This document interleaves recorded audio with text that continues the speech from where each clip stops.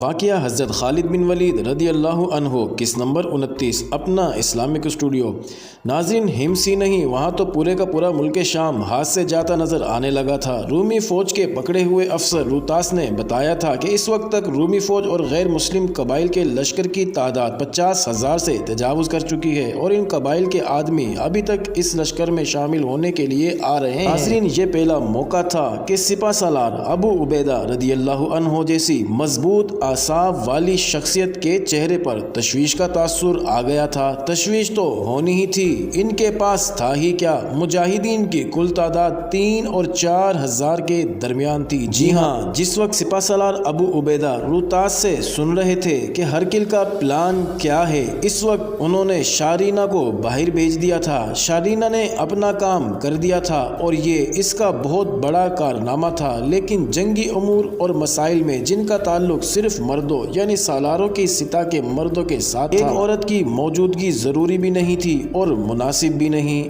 ابو عبیدہ نے روتاس کی ساری بات سن کر اپنے 2-3 محافظوں کو بلایا اور کہا کہ روتاس کو قید خانے میں بند کر دیا جائے، تو اس نے احتجاج کے لہجے میں کہا کہ اس نے ہر راز بتا دیا اور میرے ساتھ وعدہ کیا گیا تھا کہ مجھے آزاد کر دیا جائے گا، تو پھر قید خانے میں کیوں ڈالا جا رہا ہے؟ ہم دل سے تمہاری قدر کرتے ہیں۔ ابو عبیدہ نے کہا، ہم تمہیں جنگی قیدی سمجھ کر قید خانے میں نہیں ڈال رہے، جو ہی جنگ ختم ہوگی ہم تمہیں پوری عزت اور احترام اور آزاد سے رخصت کر دیں گے۔ ابو عبیدہ نے محافظوں کو اشارہ کیا، محافظ روتاس کو اپنے ساتھ لے کر باہر نکل آئے۔ حدید بھی ان کے ساتھ آ گیا اور شارینہ کے پاس رک گیا۔ اسے کہاں لے جا رہے ہیں؟ شارینہ نے روتاس کے متعلق پوچھا۔ قید خانے میں۔ قید خانے میں کیوں؟ شارینہ نے پوچھا اور جواب کا انتظار کیے بغیر بولی، انہیں روک لو حدید، سپہ سالار کے حکم میں دخل اندازی نہ کرو۔ شارینہ،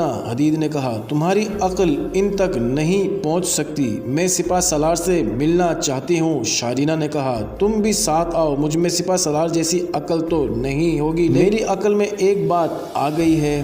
حدید کی کوئی اور بات سنے بغیر شارینہ اندر چلی گئی۔ حدید بھی اس کے پیچھے چلا گیا کہ نہ جانے کیسی باتیں کہہ گزرے جو سپہ سالار کو اچھی نہ لگے۔ سالار محترم، شارینہ نے اندر جاتے ہی کہا، میں آپ کے فیصلوں اور احکام میں دخل اندازی نہیں کر رہی، صرف یہ پوچھنے کی معافی چاہتی ہوں کہ اس رومی افسر کو آپ قید خانے میں کیوں قید کر رہے ہیں؟ اسے تو آپ نے آزادی کا وعدہ دیا تھا۔ عزیز بچی، سپہ سالار ابو عبیدہ رضی اللہ عنہ نے ہلکی سی مسکراہٹ سے کہا، اگر یہ کارنامہ تمہارا نہ ہوتا تو میں تمہیں اس سوال کا جواب نہ دیتا۔ میں تمہارے جذبے کی دلی طور پر تعریف کرتا ہوں، لیکن تم ابھی کم عمر ہو، اس لیے نہیں سمجھ سکتی کہ جذبے کی لگام عقل کے ہاتھوں میں نہ ہو تو جذبہ نقصان بھی دے جایا کرتا ہے۔ تمہیں یہ حق حاصل ہے کہ مجھ سے پوچھو کہ میں اسے قید خانے میں کیوں بند کر رہا ہوں۔ اگر اسے ابھی آزاد کر دیا تو یہ سیدھا ہرکل کے پاس پہنچے گا اور اسے بتائے گا کہ وہ مسلمانوں کے ہاتھوں چڑھ گیا تھا اور اس نے یہ راز اگل دیا ہے۔ اس کی اس اطلاع پر ہرکل فوراً اپنا حملے اور محاصرے کا منصوبہ تبدیل کر دے گا۔ ہو سکتا ہے وہ ہم سب کو نظر انداز کر دے اور کسی اور شہر کو جا کر محاصرے میں لے لے جو ہمارے قبضے میں آ چکا ہے۔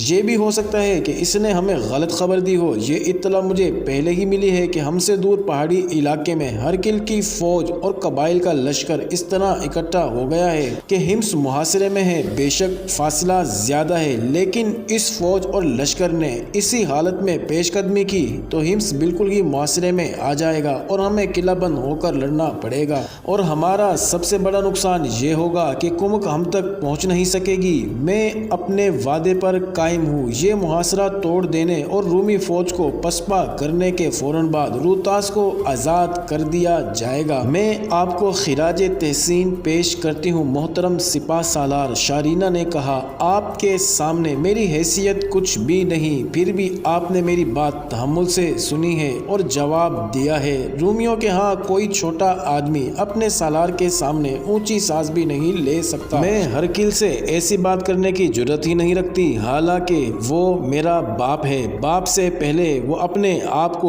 بادشاہ اور پھر افواج کا سالار سمجھتا ہے۔ شارینہ بیٹی، ابو عبیدہ نے کہا، میں اس وقت مصروف بھی ہوں اور کچھ پریشان بھی۔ اگر تمہیں کوئی خاص بات کہنی ہے تو وہ کہو۔ اپنی تعریف سننے کا ہمارے ہاں رواج بھی نہیں اور میرے پاس وقت بھی نہیں۔ تم مجھے خراج تحسین پیش نہ کرو۔ خراج تحسین کی حقدار تم خود ہو جس نے بہت بڑا کارنامہ کیا ہے۔ میں خاص بات ہی کرنا چاہتی ہوں، شارینہ نے کہا۔ اس رومی افسر روتاس کو قید خانے میں رکھنے کے بجائے کسی بڑے اچھے کمرے میں رکھیں، باہر پیڑا کھڑا کروا دیں تاکہ اس سے احساس نہ ہو کہ یہ قیدی ہے، پھر مجھے اجازت دیں کہ میں اس سے ملتی رہوں۔ مجھے امید ہے کہ اس کے سینے سے کچھ اور کام کی باتیں نکلوا سکوں گی۔ سپہ سالار ابو عبیدہ نے حدید کی طرف دیکھا اور 3 سالاروں کی طرف دیکھا جو وہاں موجود تھے۔ ابو عبیدہ کے ہونٹوں پر ہلکا سا تبسم تھا۔ خدا کی قسم، اس لڑکی نے عقل و دانش کی بات کی ہے، سپہ سالار ابو عبیدہ نے کہا۔ اور کیا تم سب نے محسوس نہیں کیا کہ میں کتنا پریشان ہوں اور میرا ذہن کہاں الٹ گیا ہے؟ میرا دماغ حاضر ہوتا تو یہ بات خود سوچ لیتا۔ شارینہ روتاس کو قید خانے کی بجائے نہایت اچھے رہائشی کمرے میں رکھا جائے اور اس سے یہ احساس دلایا جائے کہ وہ قیدی نہیں، ہمارا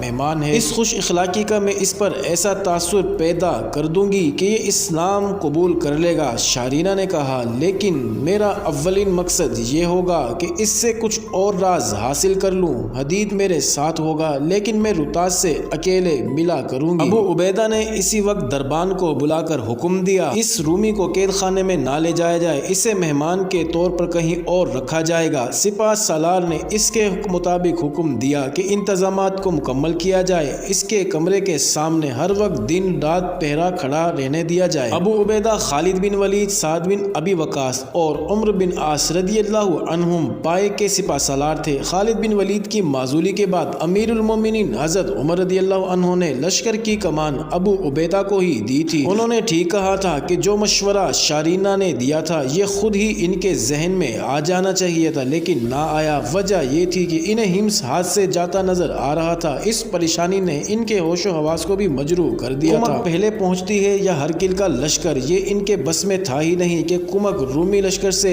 پہلے پہنچ جائے۔ وہ کچھ اور سوچنے کی قابل رہے ہی نہیں تھے۔ انہوں نے ایک کی بجائے اکٹھے 2 قاصد امیر المومنین حضرت عمر رضی اللہ عنہ کی طرف دوڑا دیے تھے۔ ناظرین، انہوں نے قاصدوں کو بڑی سختی سے ہدایت دی تھی کہ وہ سوئیں گے تو گھوڑوں کی پیٹھ پر سوئیں گے اور کھائیں گے بھی تو چلتے گھوڑوں پر کھائیں گے۔ ایک ہدایت یہ بھی دی کہ 2 قاصد اس لیے بھیج رہے ہیں کہ راستے میں ایک کو کچھ ہو جائے اور وہ اتنا بیمار ہو جائے کہ موت نظر آنے لگے تو دوسرا قاصد اس کے لیے رکے نہیں، اکیلا ہی چلا جائے۔ ابو عبیدہ کے الفاظ یہ تھے کہ اڑ کر مدینہ پہنچو۔ اس دور کے قاصد ایسے نہیں تھے کہ پیغام دے کر چلتے تو اپنی مرضی کی رفتار سے جاتے اور خوش ہوتے کہ چلو میدان جنگ سے کچھ دنوں کے لیے چھٹیاں ملی۔ وہ قاصد بھی مجاہد تھے، ان کا بھی جذبہ تھا اور اپنے اس فرض پر جان قربان کر دینا ان کا ایمان تھا۔ پیغام رسانی کا انتظام بڑا اچھا تھا۔ تھوڑے تھوڑے فاصلے پر چوکیاں قائم کر دی گئی تھی جہاں تازہ دم اور نہایت تندرست گھوڑے موجود رہتے تھے۔ قاصد ہر چوکی پر تھکا ہوا گھوڑا چھوڑتے اور تازہ دم گھوڑا لے کر آگے چلے جاتے تھے۔ جب صحرا شروع ہو جاتا تھا تو صحرائی چوکیوں میں اونٹ بھی رکھے جاتے تھے کیونکہ ریگستان میں اونٹ گھوڑے سے زیادہ تیز دوڑتا ہے اور پانی کی حاجت محسوس نہیں کرتا۔ ناظرین، یہ قاصدوں کی ثواب دید پر ہوتا تھا کہ انہیں گھوڑے کی بجائے اونٹ پر آگے جانا چاہیے۔